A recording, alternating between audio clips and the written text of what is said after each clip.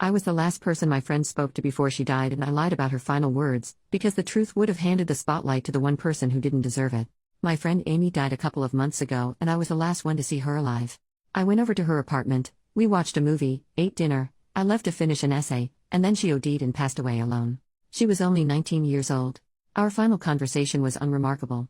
I said it was good to see her, thanked her for the food, we made plans for the sports we were going to play together the following week. I told her I would send her a bread recipe we had talked about, and she said she was excited to bake it to bring to a potluck that was coming up. She wished me luck with the essay and I said I would try, but Brian, my roommate, was always loud and distracting, so hopefully I could get it done before he came back from clubbing. She laughed, and the very last thing she said was to say hi to Brian for me. Amy didn't answer messages the next day, so I sent her roommate, Kara, a message to ask if everything was okay. Kara had been staying nearby with her boyfriend, so went home to see what was happening, and found Amy's body. She let me know what had happened, and after that there were police and all sorts. It was a shock and confusing, but I did not pry for details.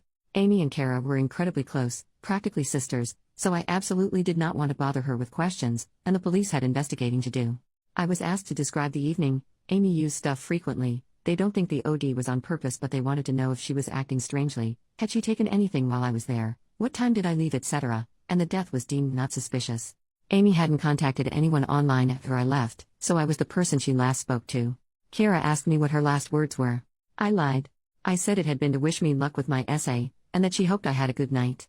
Amy had always been positive and such a genuinely lovely soul. Well wishes were fitting last words for her. I didn't say anything about saying hi to Brian. Why I lied? Brian can kick rocks. There is a running joke among some of my friends about Brian's magical ability to make everything about himself. We wanted to do a little Great British Bake Off for fun. Brian buys a sparkly suit and declares himself Paul Hollywood and yells through the whole thing. You're doing a painting? Brian can't draw, but until you physically leave he will lecture you about why you're doing it wrong. Never do improv with Brian. It's like improv with Michael Scott. A group of people want to do life drawing? Brian finds a way to be the naked model. Any birthday features speeches and songs performed by Brian, whether you really know him or not. Someone was going to come out as gay and was planning a little picnic for it. Freaking Brian decided to come dressed as a drag queen to take the pressure off. Whatever sport or instrument or language you try to learn, Brian will insist he is better, or would be better if he tried to learn it, which he won't. He physically can't stand to not be the center of attention. I do not like Brian.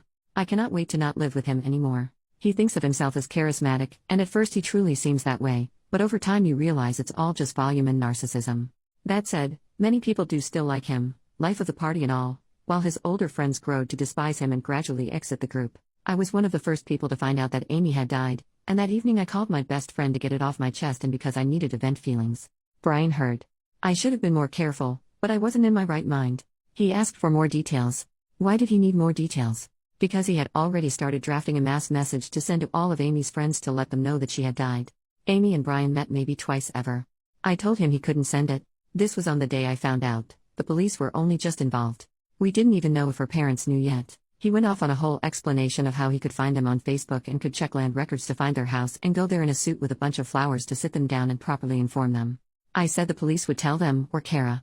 As I said, Amy and Kara were close. Kara is from another country, so spends summers with Amy's family, practically like a second daughter.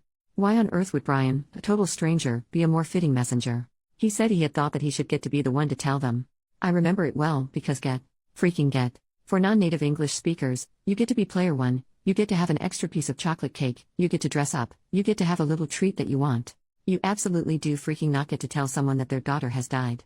This anti-Brian rant is getting too long. He held off on telling most people until after Amy's parents put out an official statement, though then gloated about having known about the news beforehand. He seemed to think that he would be able to speak at her funeral, but compromised and spoke instead at an informal gathering of friends that we held to honor her. He gave several speeches which, if you weren't aware that the two barely knew each other, would make you think that they were very close. He led a number of vigils, events, gatherings, which, yes, were a good morning opportunity for many people, but I'm too far gone with disliking him that I can't see it as anything other than him trying to gain an ownership of the situation. We put together a fundraiser in Amy's name for a mental health organization she had used, and Brian was upset that he was not listed as a contributor. He did not donate. We had a book where anyone could write about their memories with Amy. Kara wrote a half page, while Brian wrote 2.5. I do not like to lie. It makes me feel sick to my stomach. A couple of months have passed and the knowledge that I actively lied about Amy's last words is gnawing at me. It's so small and stupid, but I didn't say hi to Brian for her. I said I would. She made her last ever request and I'm denying it. I'm sorry for the paragraphs about what a massive jerk he is, but I hope it demonstrates my point. This is what he is like. This is how he behaved, thinking a mutual friend he'd only met a couple of times had died. Imagine what he would have been like if he knew that her last words were about him. I confess, channeling my negative feelings into hating how he has turned this into a main character moment has channeled them away from me and the obvious fact that I left her alone to die. I think my anger at myself for the lying might be part of the overall guilt I feel about it, but that's what therapy is for. Thank you for reading. I have given this a lot of thought and I'm not going to tell anyone what she said, but I needed to get it out of my brain and into words. Update: I posted once on this account 10 months ago. My friend died and I did not pass on her final words because they were about my asshole roommate who, despite not really knowing her, did everything in his power to make her death about him. Sharing the words would cause problems, but not sharing them was eating me up inside, so I told Reddit. I thought it would feel like screaming into a void and was surprised to find support and understanding. It helped me work through my feelings, validated my choices, and made me feel seen. Thank you to every internet stranger who read it and gave their love. I love you all. I was holding a lot of guilt as the last person to see her alive, and sharing my feelings encouraged me to seek therapy. Love especially to everyone who told me to do that. To address some comments, people had horrific things to say about Amy because she took recreational drugs.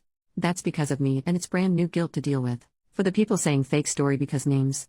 In the original post, I wrote A, B, and C, but then it wasn't very readable, so I changed it to Amy, Brian, and Kara. For the people saying they were secretly best friends or lovers. No, they were not. He met Amy twice in group settings. Most of his speeches concerned a theoretical future friendship that was robbed from him. Also, she was gay. For the people saying no 19-year-old has that many hobbies, we went to societies together. It was only 2 or 3 evenings a week and we didn't have a high study load or jobs. I don't know why some people obsessed over that being impossible. For the people saying you're the one making her death about Brian. That's fair. My post turned into an anti-Brian rant. The grieving heart wants what it wants, and obsessing over my roommate being a narcissist got me through the first big wave of depression. And finally, for the people saying, you're making this all about you, it's my post. It's the Off My Chest subreddit and I'm getting something off my chest. Anonymously on the internet because it would be inappropriate and self-serving to do so in real life. Now onto the updates if anyone wants to know. I'm doing alright. Grief is grief, it gets easier every day except for the days when it doesn't. It's been a year since Amy passed, and I can now think about her without crying. Kara is holding up. She took time away from studying but recently came back. One of her family members moved to be near her while she finishes her degree, so she's got support and seems to be doing well. Amy's parents came down for the anniversary memorial. It was good to see them, but hard to say if they were doing better or putting on brave faces for her friends. They're keeping busy. Brian went and found new friends, something he does regularly. As fast as he took over Amy's memorials, he stopped, like a child bored of their new toy. After a month or so he decided he was over it and became passive-aggressive at those still mourning. I moved out and used advice from commenters to grey rock him out of my life. He bailed on the anniversary of Amy's death to go to a theme park and got upset that we did not delay the memorial for him to attend. There are still people in my circle who tolerate him, but he has a new group of impressionable first years to impress his importance upon. People wanting more stories about him. I've been journaling a lot and there's some good infuriating ones in there, so maybe I'll share them sometime, but not now.